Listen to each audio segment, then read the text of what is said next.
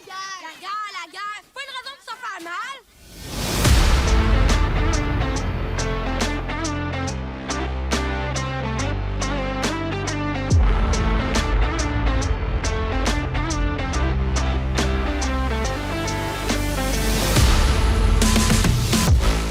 Bienvenue à Crime Tonic, le podcast où l'on jase d'histoires judiciaires sans se prendre au sérieux. Je m'appelle Marie-Ève. Et moi, Nicolas. On vous déniche des crimes cocasses et parfois incroyables. On se prend pas au sérieux et souvent, ça dérape. On part ça!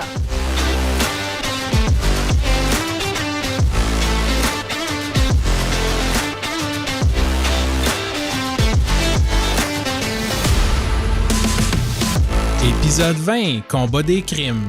Spécial La guerre. Cette semaine, trêve de festivités et d'harmonie, on vous parle de scandales et de faits cocasses sur la guerre. Et ça implique beaucoup plus d'animaux qu'on peut le penser. Bonne écoute!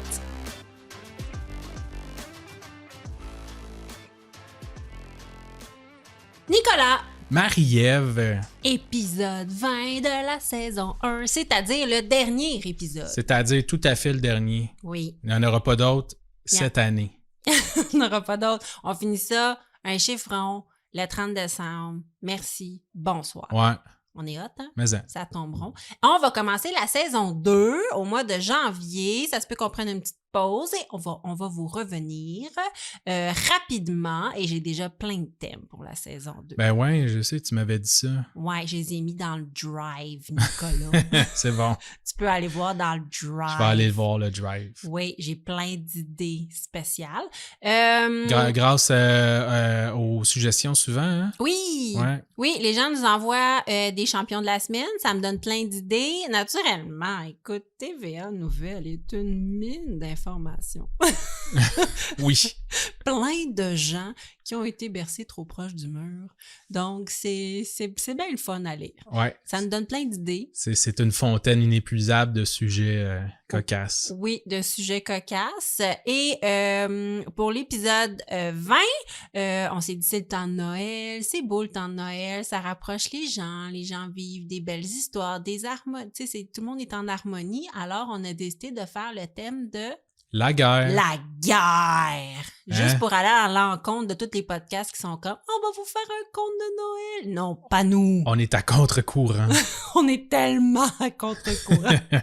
En même temps, c'est ça, il y avait la chanson, là, Merry Christmas, War is Over. C'est vrai. Fait que on est quand même dans le thème. On est fou dans le thème. Mm. Oui. Puis, comme fidèle à notre habitude, ça sera pas de la guerre trop deep. Non. Presque pas de mort. Naturellement, le thème, c'est la guerre. Fait qu'on se le cachera pas. Ouais, c'est ça. Ça reste des sujets un peu sombres, mais on vous a trouvé des feel-good stories, là. Oui, exact. Des affaires historiques épatants, feel-good et... Des fois, juste surprenant. Ouais, c'est Genre, ça. oh my God, il a fait ça. Il a bien pas Ben d'allure. voyons donc. Ben voyons donc, c'est ça. Des fois, c'est ça.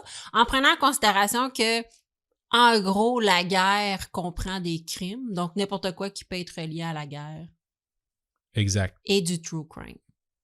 On a extensionné Ouais, ça. on a décidé ça. Ouais, c'est ça. On a le droit, c'est notre on a le podcast. true crime. C'est notre podcast. Exact. C'est nous autres qui décident. Alors, qu'est-ce qu'on boit avec... Là, si vous nous suivez sur YouTube, on a une grosse bouteille de whisky. Ouais. On a l'air des grands consommateurs. Vas-y. Ben, dernièrement, c'est ça, je vidais mon armoire à boissons Oui, pendant le temps des fêtes, hein? Yeah. Donc, on se lève à 8 h le matin puis on vide l'armoire à boissons. exactement. Puis j'ai fait un whisky sour que tu as trouvé super bon. Donc, on a décidé de faire ça. Oui, et ça nous a permis de passer au travers la grève des professeurs, un peu sous. C'était plus facile. C'est vrai. Non, c'est pas vrai. Non. Euh, Si nos employeurs écoutent, on n'était pas sous. au bureau. non, c'est ça. Non, vas-y. Pas avant 10 h. Comment est-ce qu'on fait un whisky sour que tu me fais tout le temps, que j'ai aucune idée parce que c'est toi le maître des whisky sour puis c'est bon. Ouais. Ben, en fait, tu prends du whisky que tu as dans ton armoire, puis essaie de pas prendre le top shelf, là. C'est pas obligé d'être ton meilleur scotch whisky. Fait qu'une part whisky, Ouais. une demi jus de citron, une demi-part de sirop simple. Et tu mets ça dans ton verre avec de la glace et tu rajoutes du soda. Oh, mais Et ça dernièrement, reste ça. t'avais pas de citron, tu m'as mis de la lime. Ah ouais, j'avais mis du jus de lime. Oui, mais c'est bon. Oui, oui. Oui, mais juste te Ça dire... ressemble beaucoup. Non, Je m'excuse, Moi, je c'est trouve. pas pareil. Ouais. C'est comme le curry puis le paprika. Je trouve que ça ressemble. Hein? Oh my... Mais je suis pas bon. Ça a tellement pas rapport Je du sais. curry puis du paprika. Je sais, je dis ça de même. Mais Parce que des fois, tu me fais goûter des affaires, je suis comme, ça goûte la poire. Puis t'es comme, ouais, c'est des patates douces. Moi, Oui, je suis comme, ouais, t'es fantastique là-dedans. Tu m'avais dit une fois, j'avais fait de la purée de bébé pour la petite, tu m'avais dit, oh, il me semble que tes pêches sont pas très sucrées. Ouais, c'est ça, c'était des J'avais dit, pêches. ça se peut, c'est de la courge. Mais c'est non, mais c'est parce qu'avec la lime, ça goûtait un peu le mojito. Ah, peut-être. Oui, fait que c'était très bon. Et tu remplis ton verre de soda. Ouais. Good. Et si on n'a pas de sirop simple, je vais faire comme si on était à Ricardo. Si on n'a pas de sirop simple, Nicolas, qu'est-ce qu'on peut Tu peux faire? torcher. Non. Meurs! Tu peux t'en faire toi-même, là, trouver une recette sur Internet. Là. Tu fais bouillir genre de l'eau avec du sucre. Là. Ah C'est oui? super simple, Mais du sirop simple. Colin, ben merci beaucoup pour ces informations. Ça fait plaisir. C'est bon en cuisine. Ah oui. Ça, puis des saucisses cocktails. Oui, parce que ta recette fétiche, c'est des saucisses cocktails Ouais. dans de la sauce VH. Hein. Exact. Oui, puis t'es bon là-dedans. Ah, C'est une extraordinaire. fois sur deux, c'est mangeable. Ben oui. Ah oui, j'ai un shout-out. Là, je vais vous demander, allez nous faire des reviews sur Apple Podcasts parce que ça nous aide énormément à tomber dans les suggestions de podcasts pour le monde qui aime les podcasts de True Crime. Ouais. Donc, gênez-vous pas, allez nous mettre 5 étoiles si vous trouvez qu'on vaut 5 étoiles. Mais je trouve qu'on vaut 5 étoiles. Donc, allez nous mettre 5 étoiles et je fais un shout-out cette semaine à un il ou un elle, on sait pas. Elle s'appelle Picplout. Bonjour. Bonjour, 2 O. Fait que je vais dire Plout. Plout. Picplout qui écrit « Belle découverte, ça fait du bien des crimes un peu moins dramatiques et pourtant aussi intéressants à écouter. Vous faites officiellement partie de ma liste d'écoute. » Ben, merci beaucoup. Ben, merci Picplout. Et on espère que l'épisode d'aujourd'hui va continuer à tomber dans le même veine. Oui, exactement. Donc, on merci beaucoup. Puis, allez nous faire des reviews. Ça nous aide. Et non, faites ça pour notre cadeau de Noël. Ouais, bonne idée. Donc... Ça ou un chèque d'1 million de $. Ah oui, ben ça, c'est toujours apprécié. Vous avez le choix entre aussi. les deux. Oui, toujours apprécié. On n'est pas regardant. Donc, c'était ça pour le shout-out de la semaine. Et je porte ça, Nicolas. On va embrayer avec le champion de la semaine. Yeah! Let's go! Champion de la semaine! Anthony Rota. C'est pas lui, mais c'est pas fort non plus. Non. Anthony Rota a fait les manchettes en automne dernier lors de la visite du président ukrainien Ah oui. qui s'appelle Volodymyr Zelensky. Excusez, Zelensky. Moi, je pensais que c'était Vladimir, mais c'est Volodymyr. Ouais. Zelensky à la Chambre des communes le 22 septembre dernier. Donc, qui est Anthony Rota? Anthony Rota, c'est le président de la Chambre des communes, OK? Lui a décidé de rendre hommage à un certain Yaroslav Onka, qui, lui, est mon champion de la semaine. Parce qu'Anthony Rota, il a fait une gaffe, là. Ouais. Mais Yaroslav Onka, c'est un pas pire, pas fin. C'est un vétéran de guerre, mais là, il a 98 ans, là. Ouais, c'est ça. Il est rendu vieux. Il tient plus fort. Non, c'est ça. Fait que Anthony Rota, il a invité Justin Trudeau, Volodymyr Zelensky et tous les députés canadiens à applaudir chaleureusement le vétéran, le présentant comme un héros ukrainien de la Seconde Guerre mondiale et un combattant de l'indépendance ukrainienne face à la Russie. Le vétéran, qui est un citoyen de la circonscription d'Anthony Rota, le président de la Chambre des communes, avait été invité pour assister au discours du président ukrainien en disant « Regarde, le président ukrainien va venir, veux-tu venir, on va te rendre hommage en même temps. » Ben ouais, c'est gentil. Ben oui, certainement. Ben là, il a peut-être dit genre « Ouais, parce que c'est vieux. » Mais il s'est donc levé pour se faire chaleureusement applaudir par toute la salle et le président, Volodymyr Zelensky, a levé le poing victorieusement en sa direction. Et là, c'est là que the shit hits the fan. Parce que rapidement, plusieurs associations de défense de la communauté juive au Canada ont sonné l'alarme puis ont révélé le passé de M. Yaroslav Onka. Parce que son passé, il est loin d'être glorieux. Oh non. Non, ouais. Il a combattu dans le camp nazi durant la Deuxième Guerre mondiale. C'est pas le bon bord, ça, hein? Ben, écoute, comment ça dépend du monde. Mais vite de Non, même... c'est pas le bon bord. Ouais, c'est ça. Ouais, Vite ok. de même, je te dirais que non. Il a combattu auprès de la 14e division Waffen-Grenadier de la SS. Donc, ce corps de l'armée ukrainienne était directement sous les ordres des Russes et ils ont commis des crimes contre l'humanité durant l'Holocauste. Rien de moins. Rien de moins. Ouais. Puis là, tout le monde est comme, yeah! Oui, et on se doute bien que Volodymyr Zelensky, lui-même de confession juive, Ouais. je veux juste le dire. Mais tu sais, il doit pas le savoir non plus. Ben exactement. Mais il lui aurait pas rendu hommage à cet homme s'il y avait eu toute l'information. Avoir su. Avoir su, c'est ça. Ouais. Genre, il était bien bon, finalement, pas tant. Oui, donc ce qui est triste, c'est que la visite du président ukrainien s'est pourtant bien déroulée, là. Le premier ministre Trudeau avait confirmé une aide de 650 millions de dollars. Puis là, il a dit à Zelensky, « Votre combat est le nôtre. » Puis là, Zelensky a répondu, « Le Canada a toujours été du bon côté de l'histoire. » Tu sais, c'était comme une genre de bromance. Ouais, Puis, ouais, c'était cool. Bah, Mais- c'est pas solennel, mais genre, tu sais...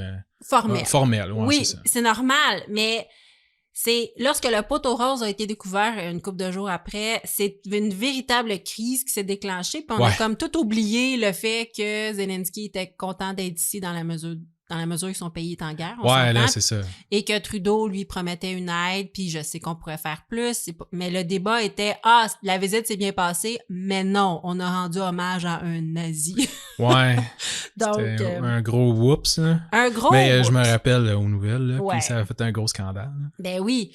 Les partis de l'opposition réclamaient des excuses officielles de la part du premier ministre, mais en son nom personnel. Ouais, là. Lui, il était comme, mon Dieu, mais c'est parce que moi, j'étais pas au courant de tout ça. Mais rendu là, tu dis OK, puis tu le fais. Là. Mais c'est sûr que là, tu sais, faire une excuse à ton nom, c'est comme prendre le blâme. Là.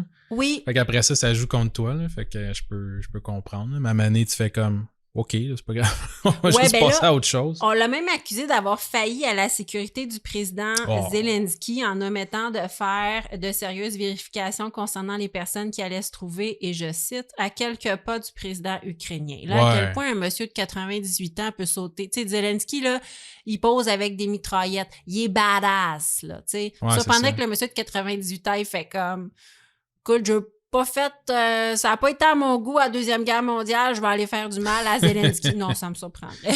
Ouais, il a sûrement changé d'idée aussi depuis le temps. Là. C'est ça le pire, c'est que ça veut pas dire qu'il est pas repenti. Ceci étant dit, c'est effrayant quand même Ouais. les actions qu'on lui reproche. Tu mets pas ça dans ton CV, mettons. Oh que non! Ben non, il s'en vante pas. Le premier ministre a qualifié cet hommage de terrible erreur, hein, naturellement, et il a toutefois précisé que le président de la Chambre des communes était le seul responsable de cette erreur, puis celui-ci a remis sa démission. Ouais. Ouais, il a comme throw it under the bus. Ben, c'est sûr. Genre, c'est pas moi, c'est lui. Mais c'est vrai que c'était le seul responsable de connaître tous les faits. Ouais. Par rapport aux personnes à qui il donne hommage. Fait Ouais, que- c'est ça. C'est comme une fausse bonne idée. Il voulait faire un beau coup, là, puis c'est sa chambre, dans le fond, le président. Hein? Oui. Fait que, il voulait comme organiser une petite affaire, un petit Mais- happening, en profiter, puis je suis sûr qu'il était super fier. Oui, C'est comme quelqu'un qui amène une couronne de crevettes à un party de monde qui sont allergiques aux crevettes. Là. exactement. Un pot de beurre de pinot dans un CPE. Ouais, c'est une fausse bonne idée. Fausse bonne idée.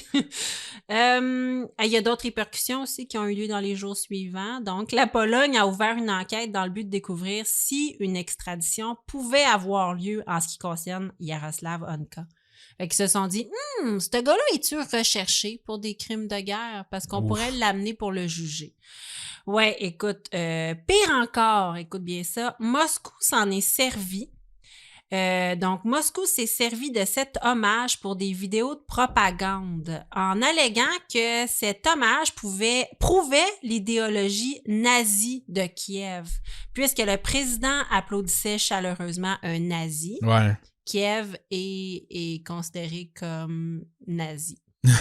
J'allais dire, au moins, s'ils n'ont pas fait sur Justin Trudeau. Non. Pendant toute la pandémie, tout le monde disait que c'était un nazi.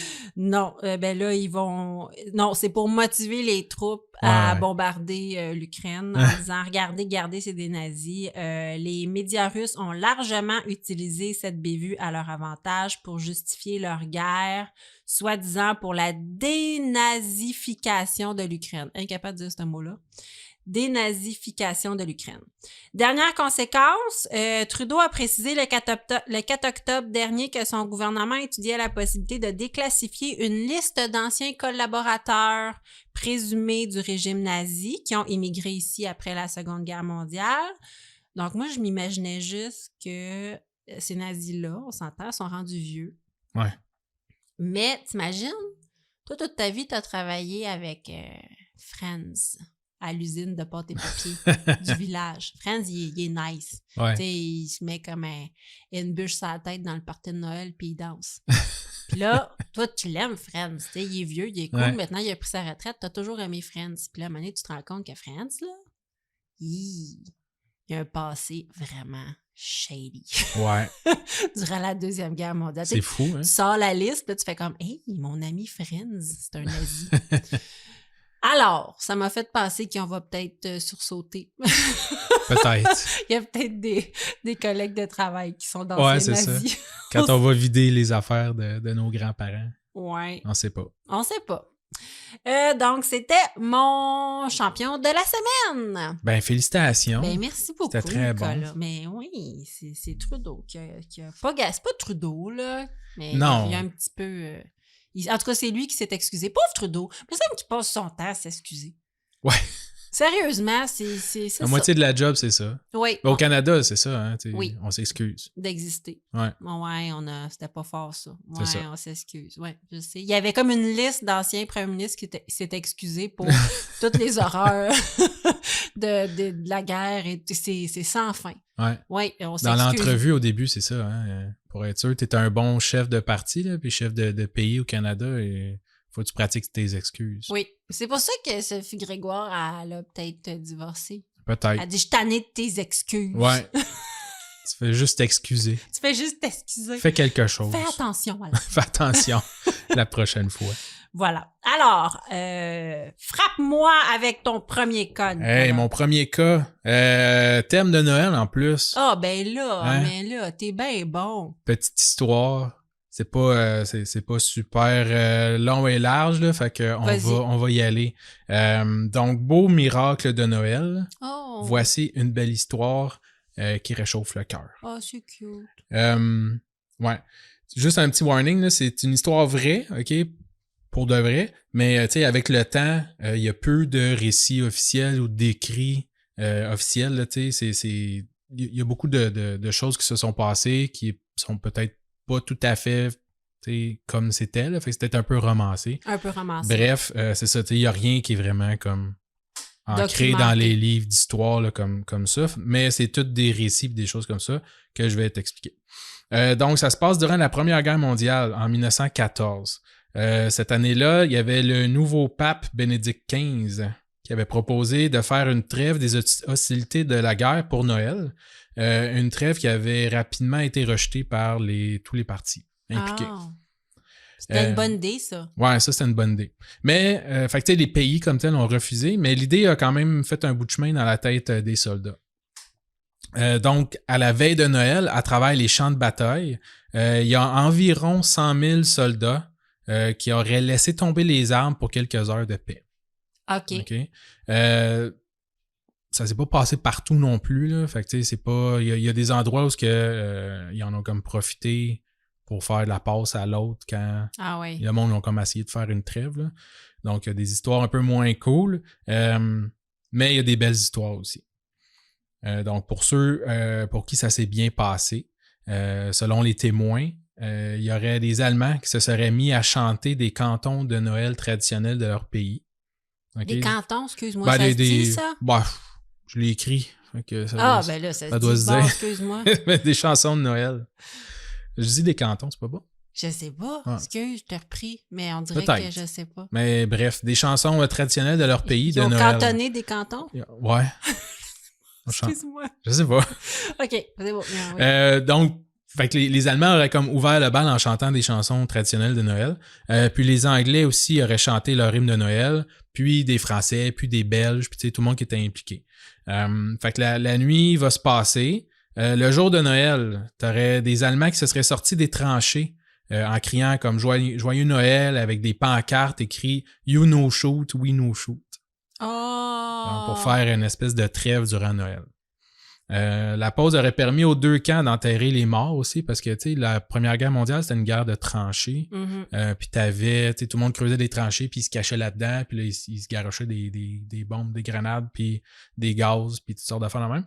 Puis dans le milieu, ils appelaient ça le No Man's Land. Fait que, tu sais, t'essayais de traverser puis d'avancer, mais là, tu sais, tout le monde se faisait tirer, fait qu'il y avait plein de cadavres. Fait que, tu sais, au moins, ça l'a permis, la trêve, d'aller chercher des cadavres puis faire, tu sais, des retirés de là puis leur faire un petit enterrement à leurs camarades morts. Mais ils en ont aussi profité pour s'échanger des cadeaux. Fait que, tu sais, de la nourriture, des boutons, de manteaux, des chapeaux, des cigarettes, des choses comme ça. Ben c'est ça, ils ont fait une petite trêve. Ouais, il y a d'autres témoins aussi qui parlaient que des soldats anglais et allemands qui se seraient échangés des passes de ballons de soccer. Mais c'est donc ben beau! Ouais, il y aurait un coiffeur aussi, un ex-coiffeur, en tout cas, il faisait ça quand il était pas soldat, allemand, qui offrait des coupes de cheveux gratuites à n'importe qui voulait, qui passait, tu sais, peu importe le camp. Fait que c'est ça. Fait que ce genre d'événement-là qui s'est passé dans différents champs de bataille tout au long du front à l'ouest de l'Europe, mais pas partout. Et pour certains, la paix temporaire a duré à peine une journée. Fait que dès le lendemain ou le soir même, là, le monde se sont remis à se tirer dessus. Oui. Il y en a d'autres pour qui la trêve va durer jusqu'au Nouvel An. OK. Fait une bonne semaine. En décembre 2014, pour commémorer les 100 ans de cet événement-là, le prince William avait dévoilé un mémorial. C'est une genre de statue représentant comme un ballon de soccer avec une poignée de main à l'intérieur. Puis les équipes de soccer anglaises et allemandes aussi auraient joué un match amical pour commémorer l'événement. Quelques jours après, là, pour célébrer les 100 ans. C'est bien beau! Ouais. Vraiment. Je trouvais ça cool comme histoire. C'est vraiment cute, pour de vrai. C'est ça, ça reste dans un contexte de guerre, mais je trouve ça beau. Ouais, l'événement est comme relié à la chanson Silent Night, là. Ah oui? Ouais. Puis qui a été commémoré, en tout cas au temple de l'UNESCO, je sais pas trop quoi aussi, là, probablement à cause de cet événement-là. C'est vraiment beau. Merci pour ce premier cas qui commence tout en douceur. Ça commence en douceur. Hein? Vraiment. Je poursuis avec un cas bien de chez nous. En fait, c'est plus un fun fact. Ah ouais? Bon, ben let's go. De bien de chez nous de Montréal. Est-ce que tu savais qu'il y a déjà eu un camp de prisonniers à l'île Sainte-Hélène? Non. Je savais pas ça. L'île Sainte-Hélène, que l'on aperçoit en prenant le magnifique pont Jacques-Cartier, abrite, entre autres, la plage du parc Jean-Drapeau, la Ronde, pour nos amis européens, qui est un parc d'attractions d'ici, un peu comme Euro Disney. Mais mettons... je peux pas le comparer. Je sais différent. Pas. Ouais. La plage et le célèbre casino de Montréal. Donc, on a tout ça sur les Sainte-Hélène. Il n'y avait pas tout ça dans ce temps-là. Mais c'est ça qui arrive. Dans ce temps-là, il n'y avait rien. Ah, c'est ça. Ben, c'était, oui, quand même. Ils les ont pas enfermés dans la grosse sphère? Là? Non. Ils ont dans la biosphère, non. Mais savez-vous aussi que l'île Sainte-Hélène a abrité un camp d'internement, en fait, durant la Deuxième Guerre mondiale? Wow. Et oui. Donc, un petit moment d'histoire. Le 10 septembre 1939, après la France et la Grande-Bretagne, le Canada déclare la guerre à l'Allemagne. Excusez-moi, je m'en fâche. Donc, à partir de ce moment, tous les civils allemands doivent s'enregistrer auprès des autorités canadiennes. OK? C'est ça qui arrivait quand tu étais comme un ennemi du Canada. Parce que le Canada... Fallait le dire. Fallait que t'ailles le dire, exactement.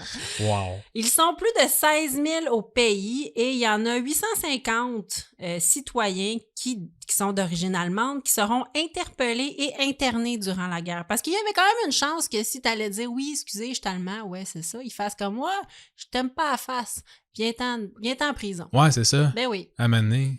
Ben oui, il fallait comme te rapporter, mais juste pour qu'ils puissent te surveiller, savoir qu'il y avait comme des ennemis sur leur terrain. C'était aussi pour contrer l'espionnage. Ouais. Mais il y avait une petite chance si il te filait pas, comme diraient les jeunes. Ouais, peut-être s'il faisait un genre d'enquête, puis peut-être selon ton poste aussi, là, tu sais, quelqu'un qui était peut-être haut placé ou dans des affaires stratégiques, peut-être qu'il aurait fait comme ouais. On va te garder une couple de mois. Ben, c'est ça. Il y avait comme une chance qui t'interpelle. Fallait vraiment que tu ailles te déclarer. Quand même. Et là, si tu étais interné, tu pouvais être interné dans l'un des 25 camps au pays. Il y en avait quand même 25 sur le territoire du Canada. C'est fou, hein? Oui, à Je Farnham. savais même pas ça. Ben, moi non plus. Farnham, Hull, l'Île-aux-Noix, Trois-Rivières. Écoute, toutes des places le fun à aller cet été. Rappelle-toi à l'Île-aux-Noix, tu as déjà eu un camp d'internement pendant que tu visites l'Île-aux-Noix. Ben ouais. Et l'île Sainte-Hélène. Donc, à l'île Sainte-Hélène, c'est majoritairement des Italiens qui ont été internés à l'île Sainte-Hélène. Ouais. Parce qu'on se rappelle, les Italiens étaient alliés aux nazis. C'est ça? Ouais. C'est ça, hein? Ouais, ça me fait capoter, ça. Oui, tout à fait. Donc, le 10 juin 1940, l'Italie déclara la guerre à la France et la Grande-Bretagne, et donc par ricochet au Canada.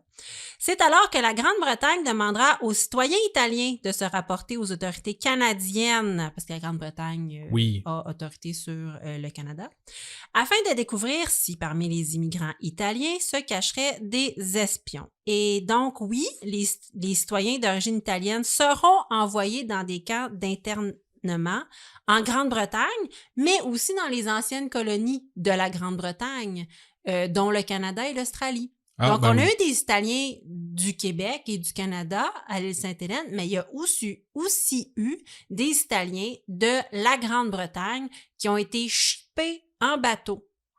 Ces anciennes colonies qui sont éloignées de la Grande-Bretagne diminuent considérablement le risque des prisonniers de s'évader. OK, ouais.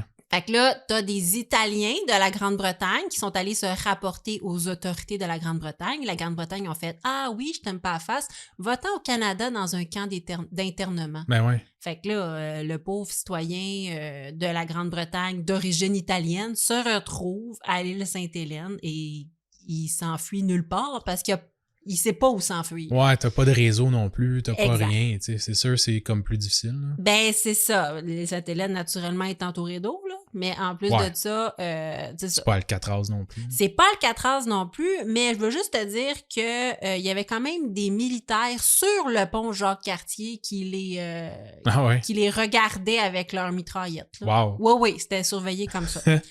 En juin 1940, on ajoute à ces prisonniers plus de 600 citoyens d'origine italienne, dont la moitié proviennent de Montréal, qui seront aussi internés dans différents camps au pays et entre autres à l'île Sainte-Hélène. Donc, le camp de l'île Sainte-Hélène, qui s'appelle le camp S43, il a été pleinement opérationnel entre juillet 1940 et le 31 octobre 1943. Et a accueilli 349 Italiens, 25 réfugiés juifs et 52 marins marchands italiens qui provenaient de la Grande-Bretagne. Et les prisonniers étaient arbitrairement arrêtés selon leur origine ethnique, puis la plupart étaient absolument pas fascistes, là, on s'entend. Ben non.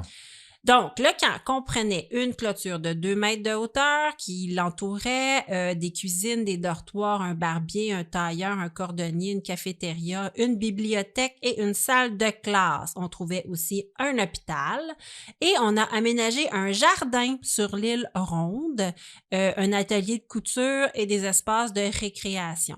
Donc, c'était pas un camp aussi dramatique que les camps qui ont été construits en Europe pour les Juifs. Ouais, ben là, c'est pas des camps de concentration. C'était pas des camps de concentration. Ça a l'air relativement confortable. Ben, ils ont l'air mieux équipés que la majorité de nos villages au Québec. Peut-être, oui, mais on rappelle tout de même que c'est une prison pour des gens qui avaient été arrachés à leur famille et dépossédés de tous leurs biens. Fait que c'est relativement confortable, mais on n'oublie pas que ces pauvres personnes-là n'avaient rien demandé.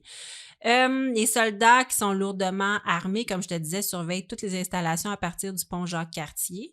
Puis juste dire que les installations des gardes étaient dans ce qu'on appelle aujourd'hui le parking P7. Donc, si vous allez à l'île Sainte-Hélène, dans le parking P7, c'était là que les gardes avaient leurs installations. Wow! Oui. OK.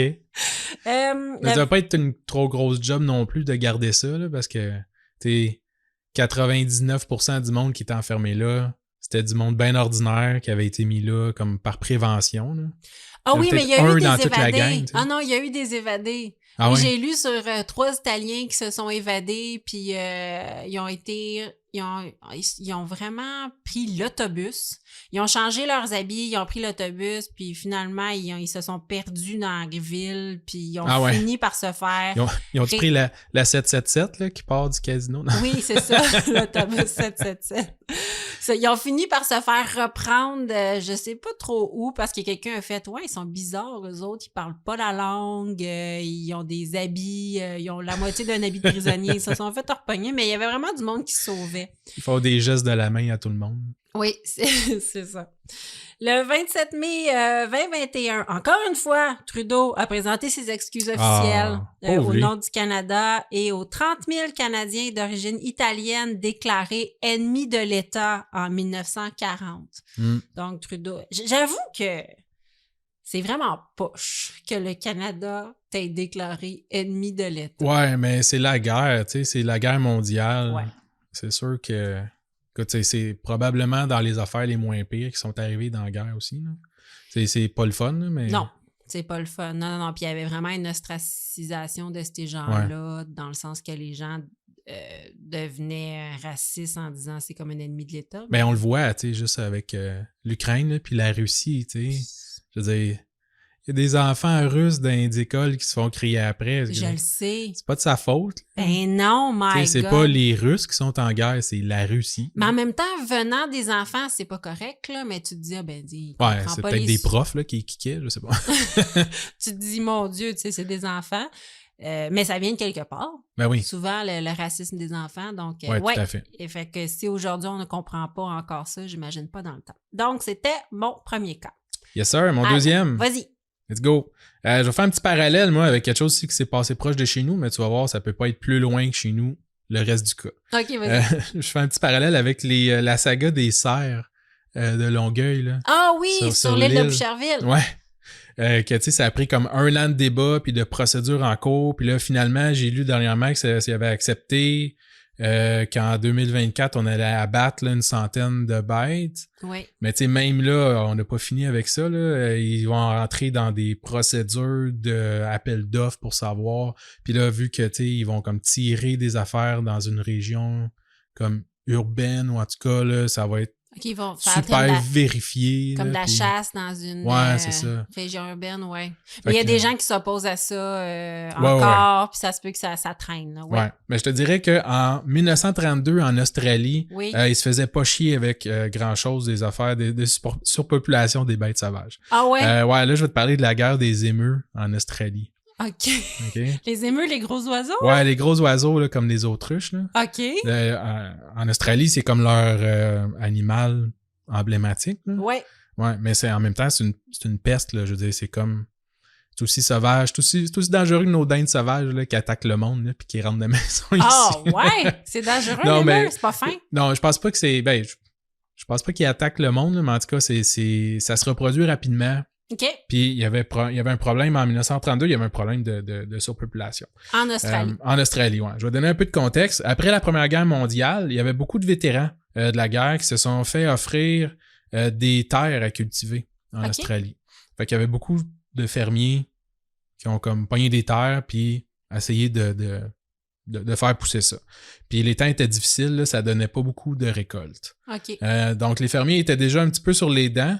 Puis en plus de ça, c'est ça, ils ont estimé l'augmentation de la population des émeus à 20 000 émeus dans la région.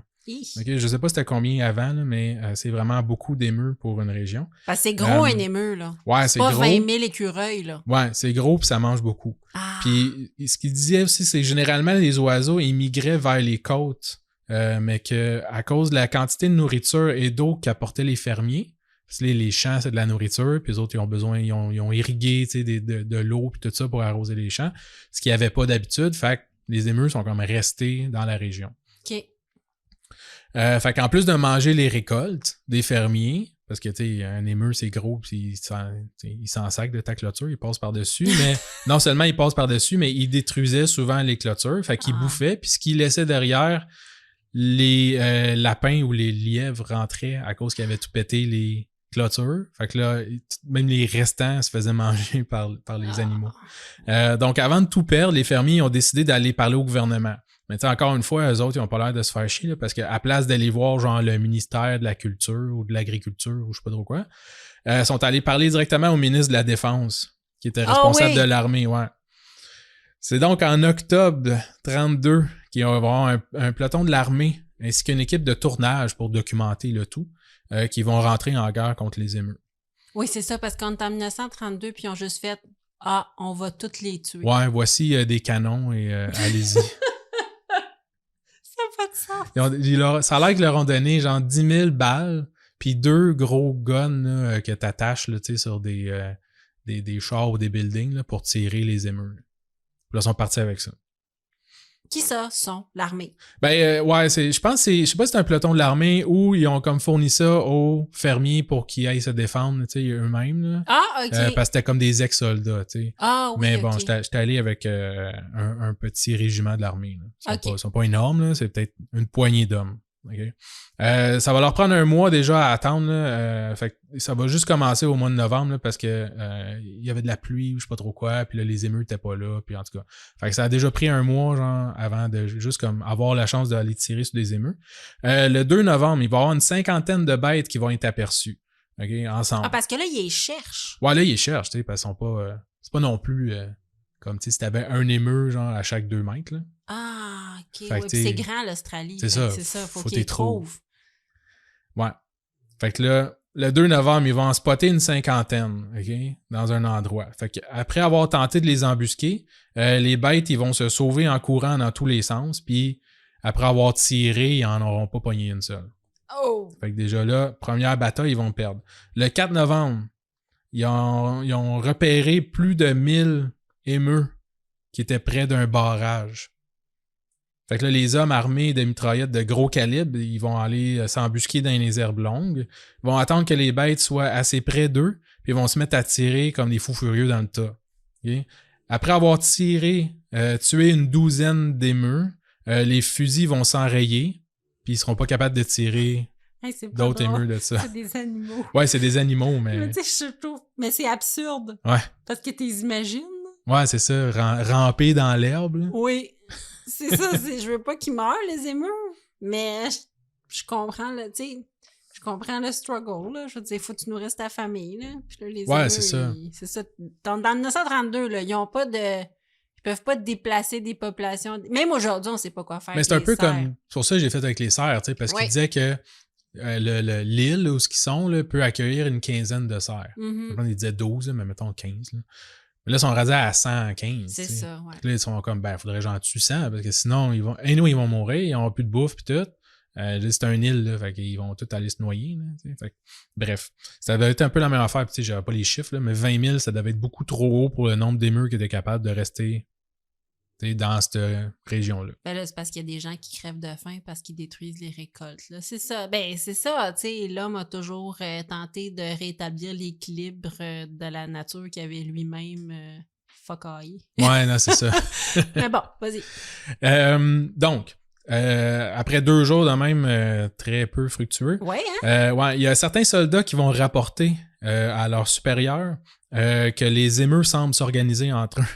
Il dit qu'ils se promènent en petits groupes et chaque groupe possède un émeu plus grand et gros que les autres qui monte la garde pendant que les autres vont manger ou s'abreuver. Puis au moindre bruit ou whatever, là, ils détalent. Là, ils partent à courir puis c'est impossible de les rattraper. Là. Parce que là, j'ai pas cherché c'est quoi la vitesse, là, mais ça court vite à tabarouette. Ah ouais. Puis il paraît que ça mange plusieurs balles avant de mourir aussi. OK, fait que c'est dur à abattre. Ouais, c'est pas évident. C'est difficile, là. Un peu découragés, OK, ils vont tenter une autre tactique. Fait que là, ils vont attacher leurs gros canons à des jeeps, là, des véhicules. pour essayer de leur courir après. Il dit, mais même avec cette tactique, ça fonctionne pas ben. Les oiseaux sont plus rapides que les véhicules, puis le terrain est tellement accidenté qu'ils peuvent pas justement conduire rapidement, puis ils sont incapables de tirer adéquatement non plus. Ça tire n'importe où. Oh puis... my God. Faut que tu le pognes, c'est ça? Ouais.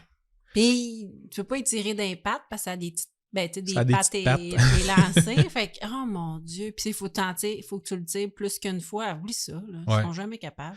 Une semaine après le début du conflit, l'armée va avoir rapporté avoir tiré plus de 2500 balles avec leurs fusils et ils estiment environ à 50 oiseaux. Oh mon Dieu. Ils sont pas bons. Les morts, ouais. Aucun Australien n'aurait été tué. Après ce rapport désastreux, le gouvernement va demander à ce qu'on arrête toute cette mascarade. Mais les émeus, eux autres, vont continuer de ravager les camps. Ben oui. Les champs. Les fermiers vont retourner demander de l'aide. Puis après une semaine, ils vont réussir à remobiliser des troupes et des armes. Le 13 novembre, on va repartir en guerre. C'est 2 semaines. Les activités vont durer environ 1 mois. OK.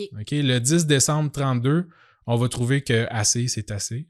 Après avoir tiré toutes les balles qu'on leur avait données, donc les 10 000 balles, en plus de 5 semaines, les Australiens vont rapporter avoir tué tout au plus 1000 bêtes sur les 20 000. Ouais. Fait que c'est comme 10 balles par oiseau tué. Ouais. C'est pas un super bon score. Non. J'étais meilleur au Nintendo aussi. Ouais. Puis quand les autres pays ont entendu ça aussi, là, tout le monde a commencé à sauter aux barricades aussi, à dire « Ah, c'est un génocide des oiseaux, puis nanana, tu sais. Ouais. Dans le fond, ils en ont tiré 1000 sur 20 000.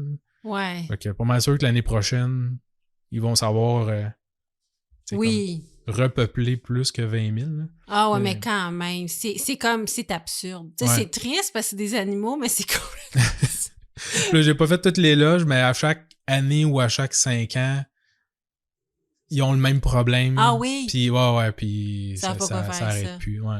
Ah, mais chaque pays a son problème. Hein? Nous autres, c'est les cerfs, puis eux autres, c'est les émeutes. C'est ça. Seigneur. Fait que petit moment historique. La guerre des émeutes. La guerre des émeutes en Australie. Nous, on fait un thème guerre. Tu trouves le moyen de faire la guerre des émeutes. Ben là, on voulait pas des affaires de camp de concentration. Mais non, je sais. Je trouve ça hilarant. J'aurais jamais trouvé ça. Ouais. OK. Mon autre cas. Vas-y. J'y vais. J'y vais. J'y vais, mais on dit j'y vais. Une bombe de type nucléaire qui a été larguée à Saint-André de Kamouraska. Ouh, c'est pas loin, ça. 1950. Les États-Unis et la Russie sont en pleine guerre froide. La Corée du Nord vient d'envahir la Corée du Sud avec le soutien de l'URSS qui possède des armes atomiques. Donc, la Russie et les États-Unis, qui sont 2 superpuissances mondiales, se narguent mutuellement de posséder des armes nucléaires et d'être en mesure de les utiliser rapidement. Donc, ils gonflent les muscles. Moi, j'ai des bombes atomiques. Moi aussi, j'ai des bombes atomiques. Moi, j'en ai plus que toi, mais j'en ai plus que toi. Gna, gna, gna. Ouais, c'est la guerre froide. Exactement. Donc, les 2 pays stockent des bombes atomiques dans le cas hypothétique où ils en auraient besoin. Dieu merci, c'est pas arrivé. Les États-Unis demandent la permission au Canada de stocker 11 bombes nucléaires à Goose Bay, au Labrador. OK.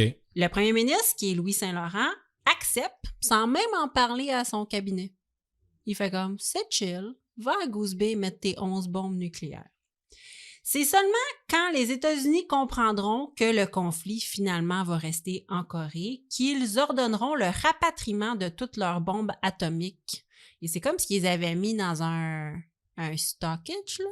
Ah ouais? Ouais, puis en fait, finalement, on n'a pas besoin, parce qu'ils voulaient être plus proches s'il y en avait besoin. De la Russie. Et là, après, finalement, on n'aura pas besoin, on va y ramener à la maison. Et ils ont décidé de ramener les bombes atomiques aux États-Unis. Ouais, parce que c'est le genre d'affaires là, que tu charries tout le temps. Là. Ah oui. Tu fais comme, mets-les là-bas. Ah non, finalement, je vais les remettre là. Tu sais, c'est le fun de promener ça. C'est des kids. Ils jouent à la guerre. Ils font comme, ramène les bombes à la maison, John. OK, Mark. C'est pas mal ça. Kick the ball, Sandy. All right, Tom. Donc, bien sûr, les avions qui rapatrient les bombes passeront au-dessus du Québec. Ben oui. Oui. Puis le 10 novembre 1950, un B-50 contenant une bombe de type Fat Man, parce que oui, Fat Man, c'est une sorte de bombe, passe au-dessus de Saint-André de Kamouraska quand son avion, présente des erreurs de moteur, des problèmes de moteur. Tu sais, bad day at the office. Je veux te préciser que c'est une bombe de type Fat Man qui a pulvérisé Nagasaki en 1945. T'es bien fucking instruit, c'est pour ça que je t'ai marié? Ouais. C'est tout ça, toi? Ouais. Écoute, je suis prêt à dessiner. Non, mais... Je sais pas si je trouve ça hot ou terrifiant. Non, mais c'est juste, je sais pas, à travers les années de films et de jeux vidéo. Une bombe de type Fat Man. Fat Man, ouais. Tu connais ça. Le protocole est clair dans ce genre de situation. Tu sais, il y a comme un chapitre du livre du Parfait Petit. Duck and Cover, c'est quoi? C'est comme le petit parfait pilote d'avion qui transporte des bombes Fat Man. Si jamais votre avion chie, puis que vous avez une bombe nucléaire dans votre avion, voici 5 étapes faciles. Larguez-la au Québec. Ouais, c'est pas mal ça. Donc, le protocole est clair dans ce genre de situation. Si l'avion risque de s'écraser, les bombes doivent être larguées. Donc, on est à une altitude de 13 300 mètres au milieu du fleuve, à l'ouest de l'archipel des îles Pèlerins, près de Rimouski, et le pilote largue sa bombe de plus de 1000 kilos, et je précise, sans sa charge nucléaire. Ouais, exact, c'est ça. Parce que c'est pas... je veux pas parler en dehors de mon chapeau. C'est quoi l'expression? À travers mon chapeau. Mais oui, c'est ça. ça prend quand même un détonateur ou en tout cas quelque chose pour comme déclencher la réaction atomique. Là. Exact. Parce que je veux quand même dire que l'engin contient des explosifs et contient 45 kg d'uranium.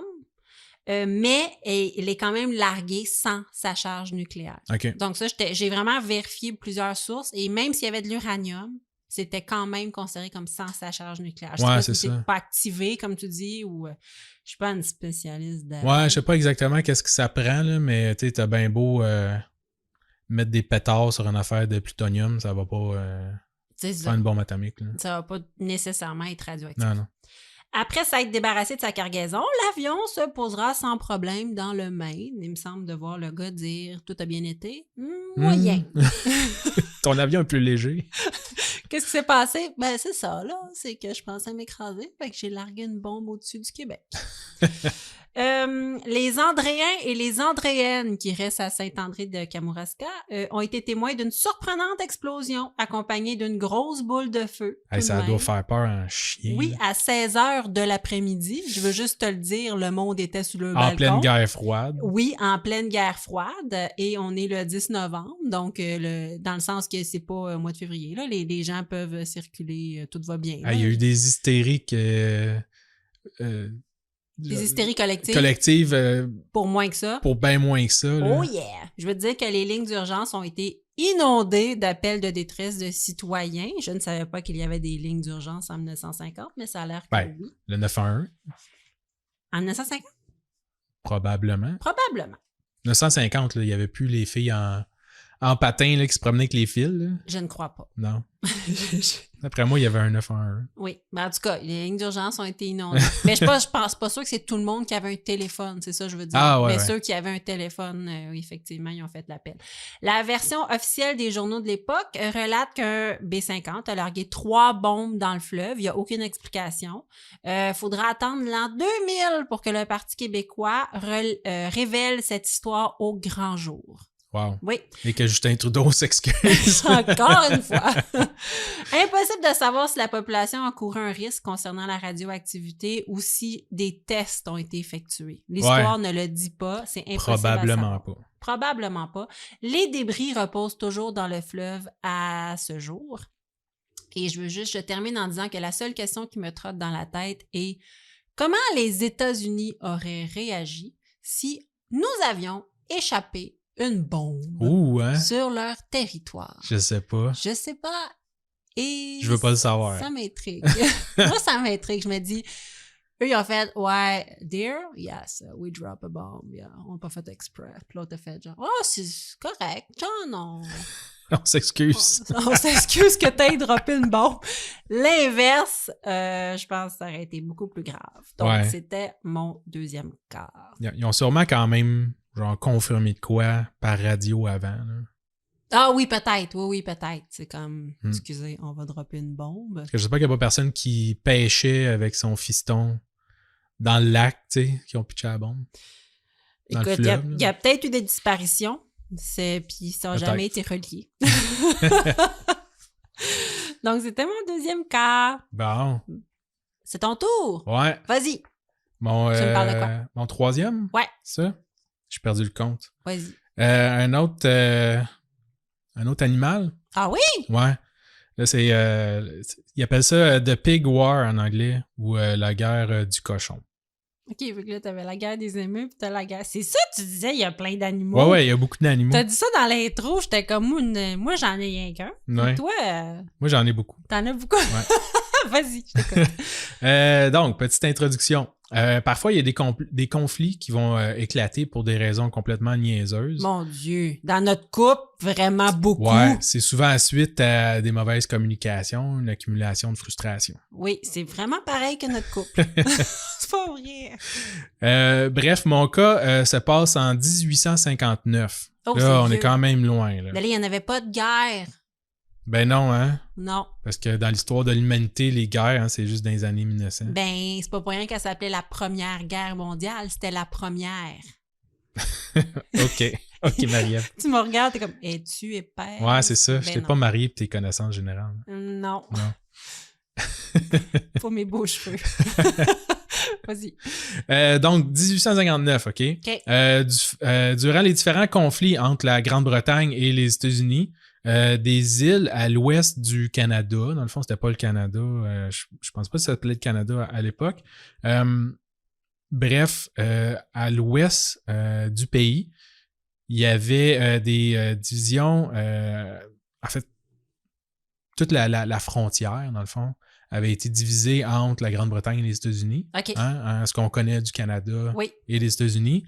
Et tout ce qui était à l'ouest du pays, c'était un peu flou. Ah, OK, c'était pas clair. Ouais, c'était pas très clair. Donc, on parle de la Colombie-Britannique. On parle de la Colombie-Britannique, on parle au sud de Vancouver. Tu vois, j'en ai de la connaissance générale. Bravo. Mais, me fait plaisir. Au sud de Vancouver, donc entre l'île de Victoria entre l'île de Vancouver où il y a Victoria et l'État de Washington maintenant, il y a un paquet de petites îles. OK. Et c'est là qu'il se passait un peu aussi mon cas de Barefoot Bandit. Ah oui, oui, je me rappelle. Ouais, c'était l'affaire des Nanaimo. Ouais, c'est ça. Il y a celle-là, entre autres. Oui. Je crois. Ouais, mais là, je parle pas de celle-là, mais moi, dans tout ce petit paquet d'îles-là. Bref, les deux pays ne s'entendaient pas vraiment sur comment séparer les îles dans ce coin-là. D'accord. Okay? À cause d'un flou, principalement aussi dans les documents qui avaient été signés. Les Britanniques pensaient que la frontière passait à l'est de l'île, donc l'île leur appartenait, et les Américains, le contraire, ils pensaient que la frontière passait à l'est de l'île, donc ça faisait partie des États-Unis. OK. Bref, sur l'île, le climat est assez ordinaire parce que tu as des fermiers des deux nations qui habitent là. D'accord. Le 15 juin 1959, il y a un cochon qui appartenait à un Britannique et aussi employé de la compagnie de la baie du Thon. Eh ben. Qui s'aventure sur le champ de patates d'un fermier américain. Et le fermier américain, un peu tanné que les cochons du maudit anglais viennent manger toutes ses patates, va décider de prendre les choses en main et il va tirer le cochon de sa carabine. L'anglais, outré du culot de l'américain, et malgré le 10$ qui avait été offert en dédommagement par l'américain, l'anglais va finalement rapporter ça aux autorités britanniques. OK. Comme quoi qu'il y avait un Américain sur des terres britanniques qui avait tiré un cochon d'un fermier britannique. Ouais. Parce qu'eux, ils pensent qu'ils sont sur des terres britanniques. Eux, ils pensent qu'ils sont sur des terres britanniques. Les autorités locales britanniques vont tenter d'arrêter l'Américain sans succès. Parce que t'as pas d'autorité si t'es pas sur ton pays. Si t'es pas sûr d'être sur ton pays. Ouais, c'est ça. Pour l'Américain, il est chez eux. Exact. C'est ça. Puis il tire chez eux. Puis les Américains, Dieu sait qu'ils ont le droit de tirer chez eux. Exact. Voilà. C'est son droit fondamental. Voilà. Donc, la tension monte. Les Américains, eux autres, de leur côté, vont envoyer plus d'une 60aine de soldats pour occuper l'île et défendre les fermiers américains contre les Britanniques. Ben oui, les méchants fermiers britanniques qui envoient leurs cochons. Oui, qui mangent des patates. Oui. Durant les mois suivants, il va y avoir des milliers de soldats des deux côtés qui vont se joindre au party. Hein? Les Américains, eux autres, vont construire des fortifications sur l'île pendant que les Britanniques vont procéder à des exercices de tir de canon pour démontrer leur supériorité navale. Ouais. Voyant tout ça et la majorité des officiers, autant américains que britanniques, vont commencer à avoir un peu de sueur dans le dos. Ils se disent que s'il y avait une guerre qui était pour éclater, ça serait pas mal une catastrophe des deux côtés. Ben oui, parce que t'es sur une île, tout le monde va s'entretuer jusqu'au dernier. Là. Et on se rappelle que ça a été que le conflit a débuté à cause que on a tiré un cochon. Oui, parce qu'il mangeait une patate. Donc, la Maison-Blanche et le gouverneur de l'île de Vancouver à côté vont envoyer des responsables qui vont s'assurer de résoudre le conflit paisiblement. C'est une bonne idée. Ouais. Il n'y a pas vraiment eu de guerre, là. OK. Mais ça a passé proche. Ouais. Ils vont s'assurer en premier de réduire le nombre d'effectifs militaires de chaque côté et permettre quand même aux deux nations d'occuper l'île avec leurs soldats, durant les négociations. OK. Fait que, il y a comme deux camps, un en face de l'autre, avec des soldats. Ils retournent chevaux. Juste pour dire qu'ils sont là, puis tout le monde est content. Ouais. Au moins, le climat devient plus amical aussi. Les troupes vont fraterniser ensemble. Les Américains vont célébrer avec les Britanniques la fête de la reine Victoria. OK. Et les Britanniques vont participer aux fêtes du 4 juillet. Ce qui est un peu étrange parce que c'est comme l'indépendance des États-Unis, mais bref. Exact. Les deux pays vont se mettre à négocier pour les prochains 12 ans. Mais il faut quand même souligner qu'en même temps, les Américains passaient à travers la guerre civile. Donc, il y avait quand même d'autres chats à fouetter qu'une coupe d'îles. Finalement, ça va être les États-Unis. Un autre animal, les chats à fouetter à cette heure. Tu sais, des cochons, c'est les chats à fouetter. Ne parle pas de fouetter et de guerre civile américaine, s'il vous plaît. J'ai pas le goût d'entrer dans des débats comme ça. D'accord. Donc, finalement, ça va être les États-Unis qui vont hériter des îles, dont l'île de San Juan, où se déroule notre histoire. OK. Et les autres îles environnantes. Et personne d'autre que le cochon ne va avoir été tué dans cette guerre. Pauvre cochon. Pauvre cochon. Pauvre cochon. Pareil, c'était un cochon aussi qui valait cher. Ah oui. Ouais. Comme il fallait pas qu'il le laisse traîner. Ben, c'est ça. Garde ton cochon chez vous. On s'excuse s'il y a des véganes qui nous écoutent. Effectivement. On va mettre comment t'appelles ça? Un traumavertissement. Pour dire, faites attention, on parle d'animaux morts. Donc, moi aussi, j'ai un animal. Ben, je sais, puis j'en ai un autre encore après. Spoiler. Ben, voyons, Seigneur. On fait-tu un spécial animal? Enfin, un spécial guerre? Ben là, il fallait parler de guerre, puis il fallait pas être trop downer. Fait que... OK, c'est bon. Je vais te parler de cher ami, ce pigeon médaillé de guerre. Ouh, un pigeon. Un pigeon. Donc, les pigeons voyageurs, j'ai fait une petite recherche, Nicolas. Les pigeons voyageurs ont été utilisés depuis l'Antiquité pour livrer des messages de la plus haute importance pour une raison simple. Il retourne toujours à son colombier. Ben oui. Donc, c'est pas... moi, je savais pas, je comprenais pas comment qu'on faisait pour signifier à l'oiseau « va livrer un message à mon ami ». Non, en fait, l'oiseau retourne chez lui. Ouais, c'est ça. Ils prennent... Tu le prends, tu l'amènes quelque part. Oui. Tu y attaches un message. Oui. Quand tu le relâches, il retourne chez eux. Il retourne chez eux. Il ne faut pas que tu... deux règles fondamentales, Nicolas. Il faut pas que tu... il reste trop longtemps à sa nouvelle place pour pas qu'il considère sa nouvelle place comme sa nouvelle maison. OK. Fait qu'il faut que ça soit comme un peu rapide, entre guillemets.